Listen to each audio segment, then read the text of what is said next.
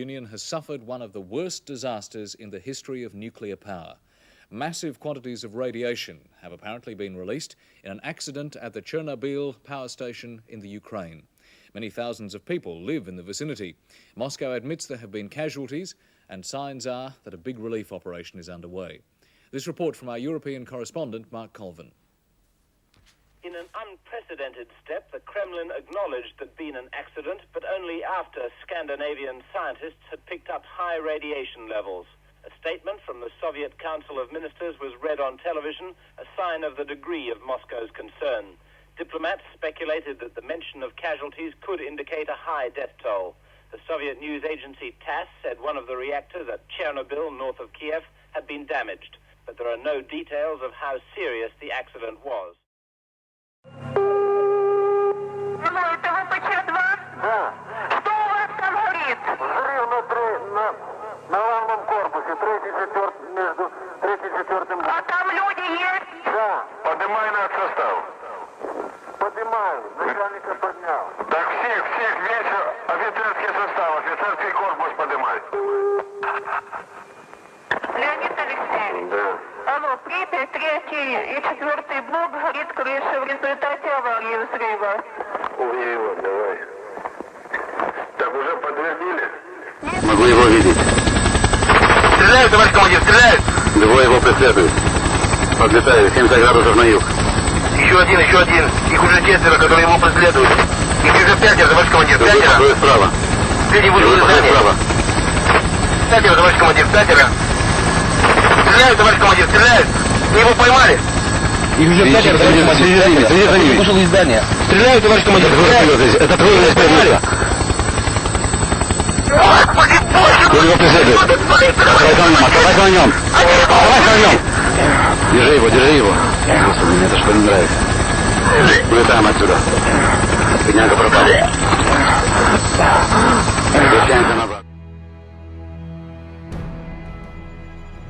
At 0123 on April 26, 1986, the reactor of Power Block 4 of Chernobyl NPP is destroyed following a series of thermal explosions. The resulting radioactive cloud moves across the European part of the USSR, Eastern Europe, and Scandinavia, eventually reaching America. The consequences of the disaster are so serious that the government is forced to begin evacuating the residents of nearby towns and villages. A 30-kilometer exclusion zone is created to stop residents from returning to the contaminated area. Despite the disaster, the Chernobyl NPP continues to operate. The existence of a power station, as well as the fact that the area is no longer inhabited, leads the Council of Ministers of the USSR to set up a network of secret laboratories in the exclusion zone. June 11, 2006. The exclusion zone lights up with a flash of blinding light as clouds can be seen evaporating in the sky. After a moment of complete silence, a peal of thunder shakes the ground. Most of the government forces guarding the perimeter are killed instantly. 2008. Scientists are still unable to explain what happened. Rare expeditions into the zone usually end in tragedy, with survivors telling stories of mutated animals with incredible abilities roaming the area. According to various estimates, by 2010, the zone is home to between 100 and 300 unknown individuals. They call themselves stalkers and make their living by collecting anomalous formations known as artifacts, which they sell for considerable sums of money. 2011. Despite military cordons, the stalker phenomenon is growing in numbers. However, stalkers travel primarily around the zone's edges, with the center remaining terra incognita. The few attempts to penetrate deeper into the zone have all ended in failure. 2012. A stalker called S.T.A.L.K.E.R solves the secret of the brain scorcher, a man-made emitter that had blocked the way to the center of the zone for years.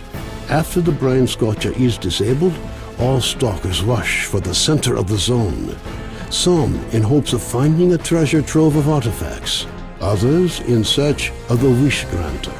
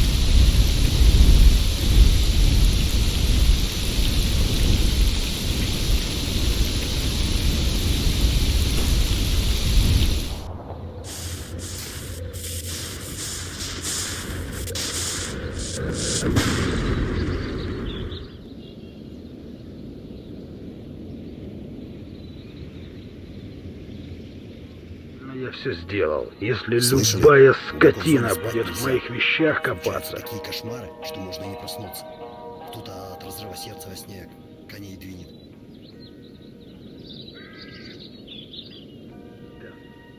Ух, и достала ж ты меня.